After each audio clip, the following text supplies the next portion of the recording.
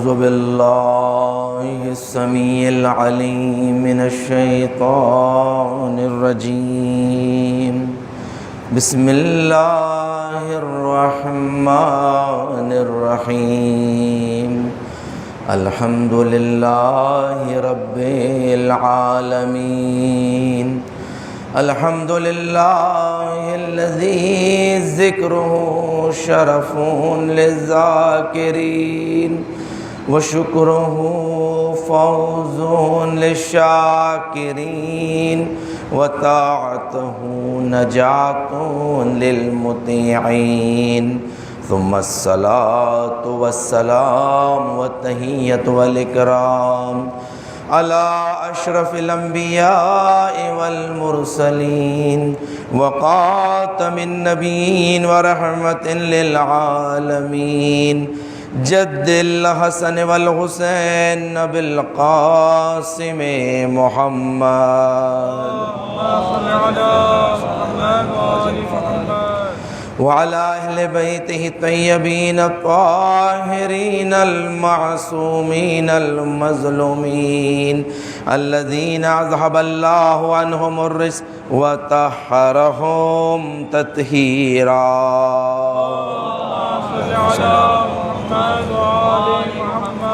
سيما على صاحب الدعوة النبوية والصولة الحيدرية والإسمة الفاطمية والحلم الحسنية والشجاعة الحسينية والعبادة السجادية والمعاصر الباقرية والآثار الجعفرية والعلوم الكاظمية والحجج الرضوية والجود التقوية والنقاوة النقوية والهيبة العسكرية والغيبة الإلهية صاحب الزمان وخليفة الرحمن وإمام الإنس والجان المهدي المنتظر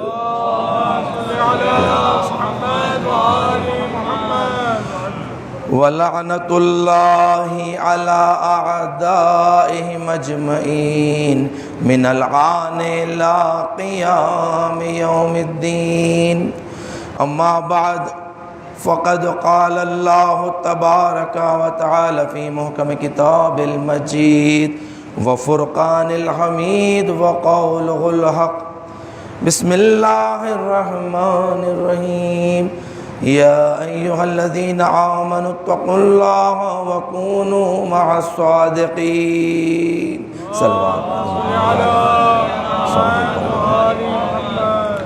زانی گرامی، روز جمعہ ہے اور آج کا دن دو مناسبتیں بھی ہیں. ایک مناسبت شہادت ہے 11ویں امام امام حسن عسکری علیہ السلام، اور دوسری مناسبت وداع ایام عزا، اور روز جمعہ سے مصادف ہوا. روز جمعہ منسوب ہے امام زمانہ عجل اللہ تعالی فرجہ الشریف، اور روز جمعہ جو بافضیلت ترین عمل بتایا گیا ہے وہ ہے صلوات بر محمد و آل محمد. اللہم صلی علی محمد. اور اس قدر اہمیت ہے روز جمعہ کی کہ روز جمعہ جو زیارت ہے مخصوص امام کی، جس میں یہ لفظ ہے کہ یہ وہ دن ہے کہ جس میں امید ہے کہ امام کا ظہور ہو جائے. روز جمعہ متعلق امام سے ہے اور اس دن ظہور کی ایام میں سے ہے. المتوقع فیہ ظہورک، کہ جس میں امام کے ظہور کی امید ہے. تو اس لیے کہا گیا ہے مومنین کو کہ روز جمعہ اپنے امام کا انتظار کریں اور اپنے امام سے رابطہ پیدا کریں اور ایسے امام کے ظہور کے لیے تڑپیں جیسے ایک مچھلی اپنی پانی کے لیے تڑپتی ہے اگر پانی سے نکال دیا جائے۔ عزیزان گرامی، 11ویں امام امام حسن عسکری علیہ السلام آپ نے ایک خط علی ابن بابوئے قمی کو لکھا، اور علی ابن بابوئے قمی شیخ صدوق کے والد، اور شیخ صدوق پیدا ہوئے ہیں امام کی دعا سے، امام کی دعا۔ تو علی ابن بابوئے قمی کی کتابت میں ایک خط میں 11ویں امام یہ بیان کرتے ہیں کہ اے علی ابن بابوئے قمی، ہمارے شیعوں سے یہ پیغام ہمارا پہنچا دو۔ سب سے پہلا پیغام یہ ہے کہ انہیں یہ کہو کہ ہمارے فرزند کا انتظار کریں، اور یاد رکھیں کہ ہمارے فرزند کے ظہور میں ہی ہمارے شیعوں کی نجات ہے۔ ہمارے شیعوں کی تمام مشکلات ہمارے فرزند کے ظہور کے ساتھ ہی ہوگی، اس سے پہلے نہیں ہونے والی ہے۔ امام نے صریح بیان کیا کہ یاد رکھو کہ تم بغیر امام کے سکون کی زندگی نہیں گزار سکتے۔ ہمارے شیعہ ہمارے فرزند کی غیبت میں مبتلا رہیں گے، مصیبتوں میں، بلاؤں میں، وباؤں میں، جو آج دیکھ رہے ہیں آپ زندگی کس قدر سخت اور مصیبتوں میں ہے۔ یہ 11ویں امام نے فرمایا ہے کہ ہمارے شیعوں کہیں کہ ان کی سب سے پہلی پریارٹی جو ہوتی ہے، یعنی سب سے پہلی ضرورت، اسے ظہور کی تعجیل کی دعا کرے۔ تمہاری زندگی میں یہ اس قدر اہمیت ہونا چاہیے۔ اور یہ فرمایا کہ یہ کہہ دو ان سے کہ بغیر ظہور کے تمہاری مشکلات کا حل نہیں ہے۔ اور اس کے بعد پھر یہ فرمایا کہ ہمارے شیعوں سے ہمارا سلام پہنچانا، اور یہ بھی کہنا کہ پیغمبر نے فرمایا ہے کہ افضل العبادت انتظار الفرج۔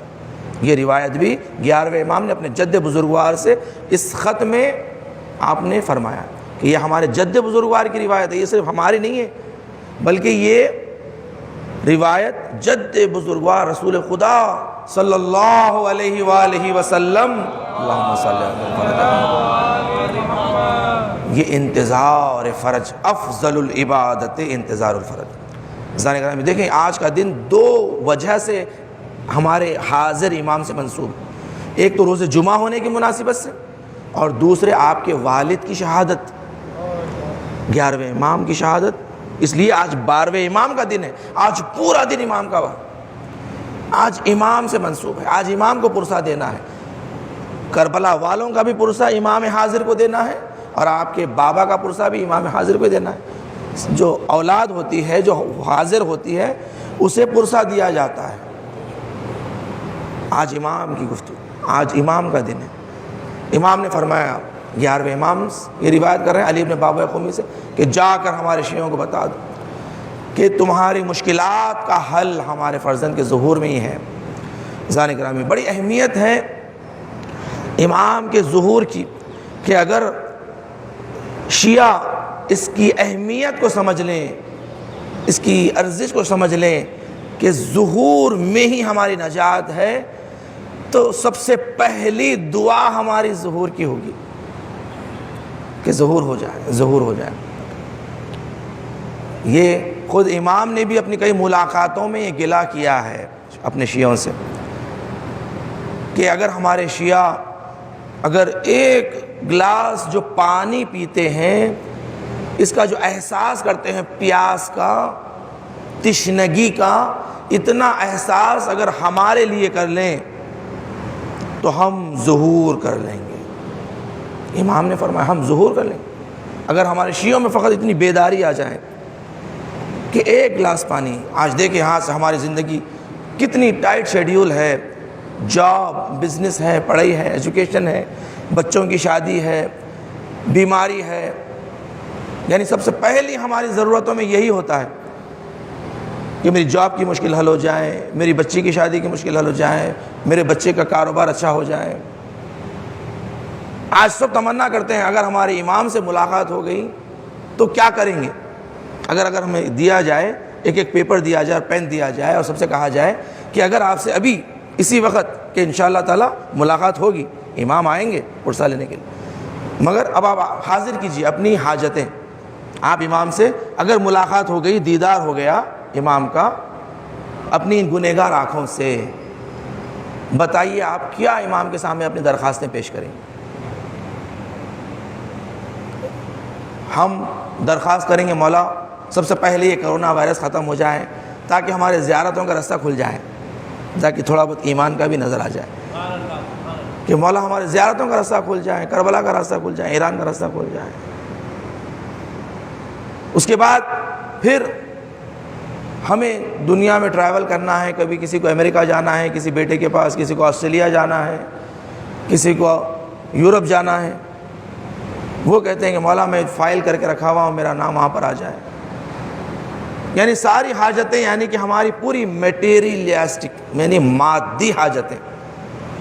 بچے کہیں گے مولا میں MBBS کر رہا ہوں، میں انجینئرنگ کر رہا ہوں، میں اس میں میرا نام آ جائے، اس میں مجھے جگہ مل جائے۔ یعنی ساری چیزیں، اگرچہ ایجوکیشن، زندگی، ہر چیز ضروری ہے، مگر ہماری حاجتیں فقط مادی حاجتیں عزیزان کرام، اس لیے کہ ہم نے اپنے آپ کو مادی بنا لیا ہے، مادی بنا لیا ہے۔ امام نے کہا اس لیے ہمارے شیعہ غافل ہیں، وہ زندگی میں اتنی مصروف ہو گئے ہیں کہ امام سے غافل ہیں کہ امام بھی کوئی ہے، زندہ ہے۔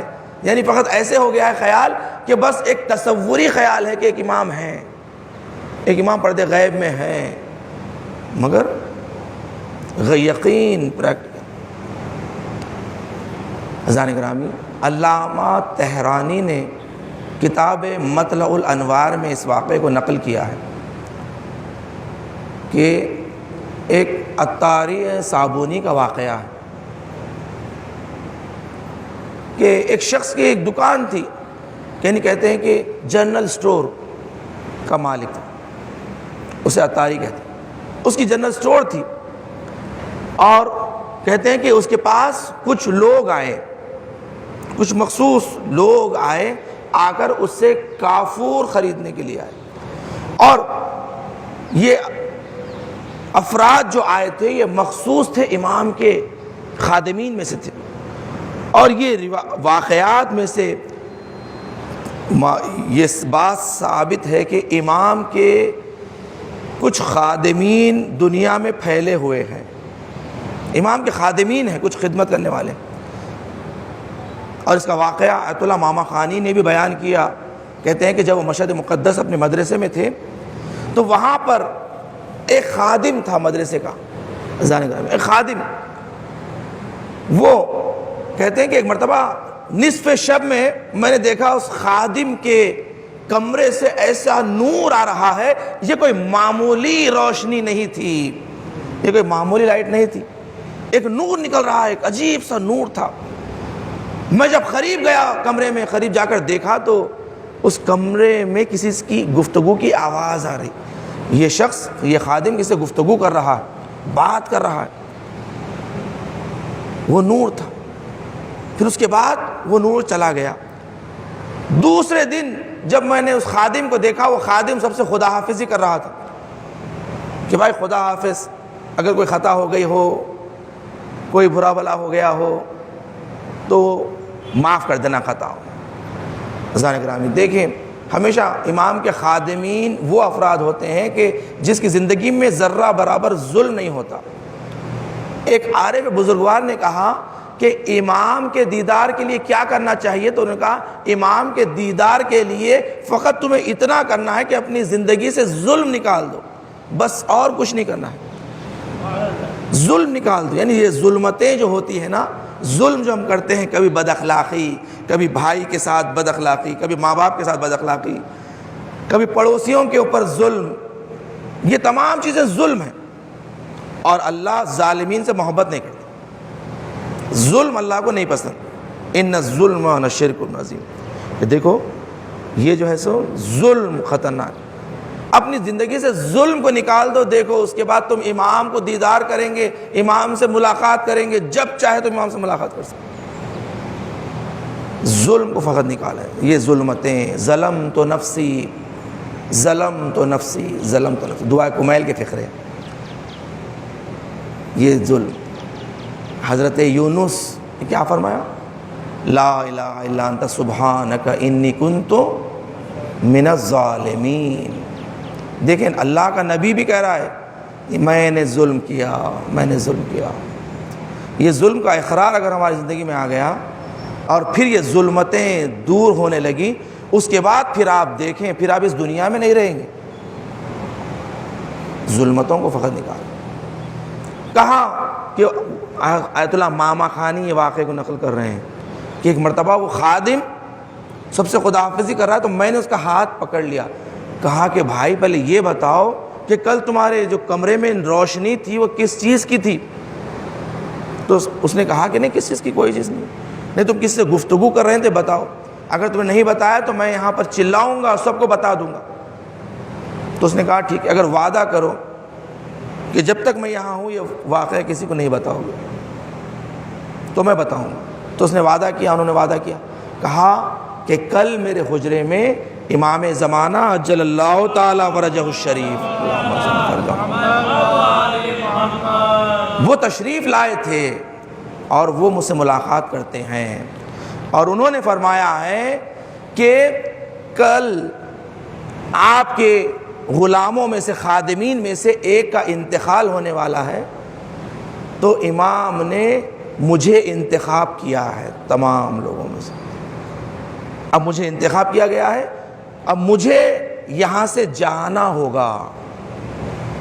میں اب یہاں سے چلا جاؤں گا، اب امام کی خدمت میں رہوں گا جب تک حیات. اور وہ خدمت کرتے کہتے ہیں کہ بس 2 دن گزرے وہ خادم چلا گیا، غائب ہو گیا. لوگوں سے جب پوچھا گیا پتہ ہے تمہیں خادم کہاں گیا؟ لوگوں نے کہا اچھا وہ اپنے وطن چلا گیا ہوگا، اپنے گھر چلا گیا ہوگا. کس کو بھی کیا یعنی کوئی جانتا ہی نہیں کون کیا ہے. اس نے کہا تم نہیں جانتے وہ کون تھا. اس کے بعد آیت اللہ ماما خانی نے کہا کہ وہ خاص افراد میں سے تھا امام کے، اور امام نے اسے انتخاب کیا اور امام لے گئے، اس کو ساتھ لے گئے. اب وہ خدمت میں ہے، امام کی خدمت میں. اب سنیے آیت اللہ علامہ طہرانی نے جو واقعہ نقل کیا ہے صابونی کا. کہتے ہیں کہ کچھ افراد اس جنرل سٹور کے مالک کے پاس آئے اور آ کر کہنے لگے کہ ہمیں کچھ کافور چاہیے.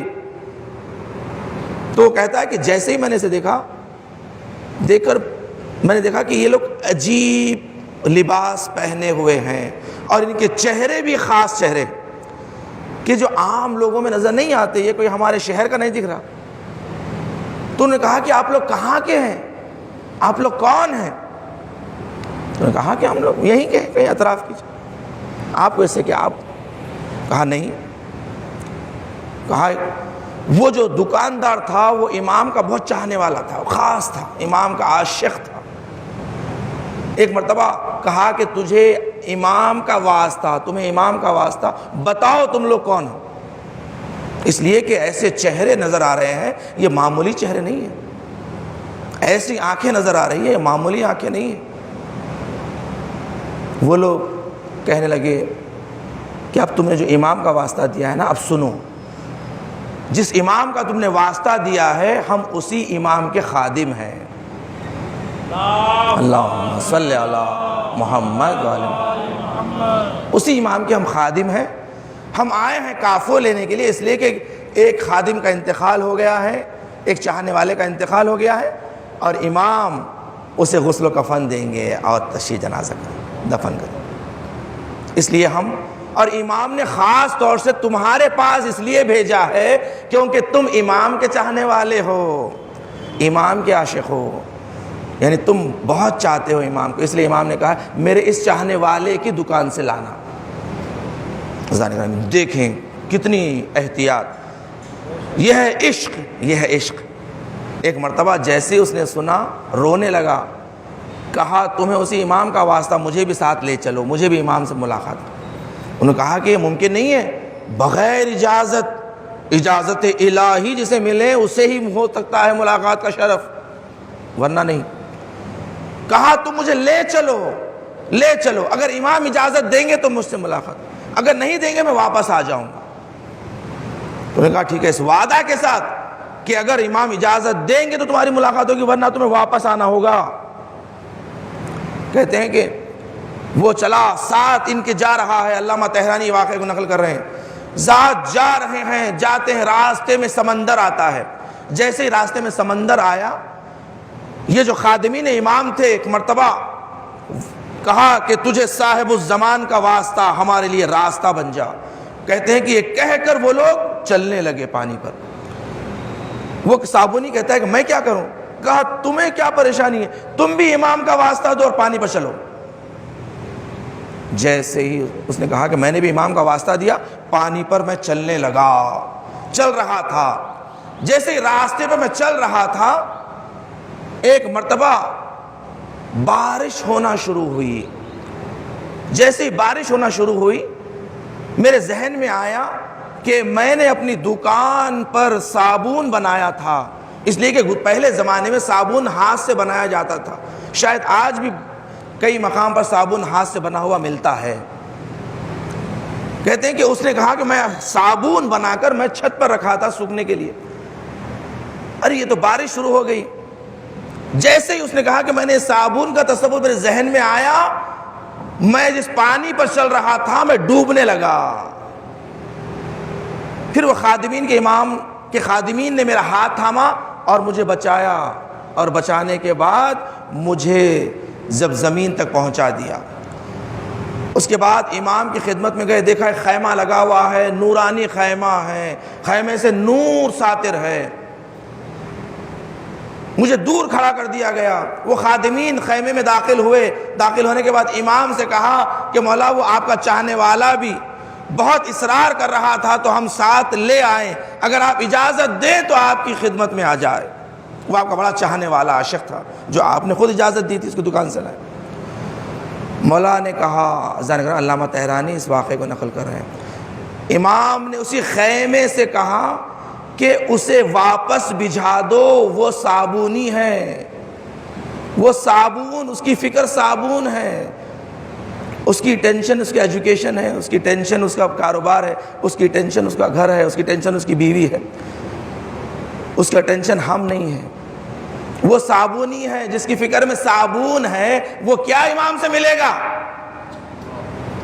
امام نے کہا اسے بھجاؤ واپس۔ کہتے ہیں کہ امام مجھ سے ملاقات نہیں کرے، اگرچہ امام کا چاہنے والا تھا، امام نے اپنے خادمین کو اس کی دکان بھیجا تھا، مگر امام ملاقات نہیں کرے۔ عزیزان گرامی دیکھیں آج ہماری زندگی میں کیا ہے، دیکھیں آج امام کا دن ہے، کیا آج ہمارے دل میں امام کی تڑپ ہے؟ امام آپ آئیے، یعنی آج ہماری خواہشوں میں سب سے پہلی پریارٹی ہے امام آپ کا ظہور چاہیے، آپ کا ظہور ہونا۔ عزیزان گرامی دیکھیں ہماری زندگی کو بدلیں، اپنی فکروں کو بدلیں۔ امام اٹھتے بیٹھتے ہمارا ذکر امام ہو جائے، اٹھتے بیٹھتے، اس قدر اہمیت ہے۔ ایک عالم بزرگوار اپنے خواب کے واقعے کو نقل کرتے ہیں، میں نے خواب میں دیکھا ایک عجیب منظر تھا، تمام ذاکرین خطبہ جمع تھے اور وہاں پر رسول خدا بیٹھے ہوئے تھے اور وہاں پر نمبر دے رہے تھے، ایک کے بعد ایک نوبت آ رہی تھی۔ انہوں نے کہا کہ پھر میری باری آئی تو میں جا کر ممبر پہ میں نے خطابت کی، مجلس پڑھی، اور مجلس پڑھنے کے بعد وہاں پر جب میں نے جا کے اپنے نمبر دیکھے تو مجھے کم ملے نمبر۔ تو میں نے پوچھا مجھے اتنے کم؟ میں تو بڑا خطیب، مشہور، معروف، آپ کا خدمت گزار، ساری دنیا میں پھرنے والا، ہر جگہ خطابت کرنے والا، کہا اتنے کم نمبر؟ کہا اس لیے کہ تمہاری خطابتوں میں امام زمانہ کا ذکر نہیں ہوتا ہے، اس لیے تمہارے نمبر کم ہیں، تمہاری خطابتوں میں امام کا ذکر نہیں ہے۔ اس کے بعد سے انہوں نے کہا کہ اپنی زندگی کو مخصوص ہی کر لیا، اپنی ہر خطابت میں امام، اپنی ہر خطابت میں امام۔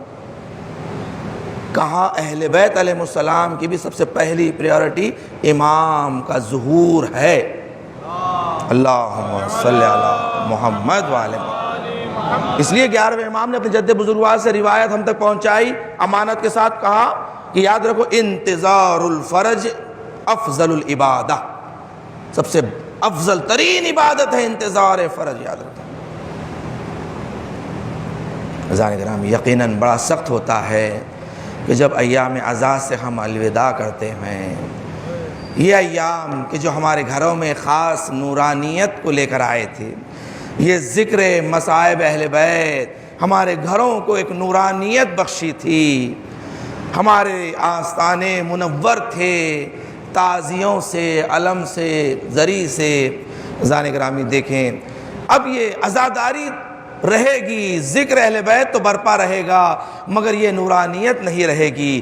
یہ جو سیاہ لباس ہم پہنا کرتے تھے، اب مجالس ہوں گی مگر یہ سیاہ لباس آپ کو اب نظر نہیں آئے گا۔ عزیزان گرامی، اب ایام عزا سے رخصت ہونا ہے۔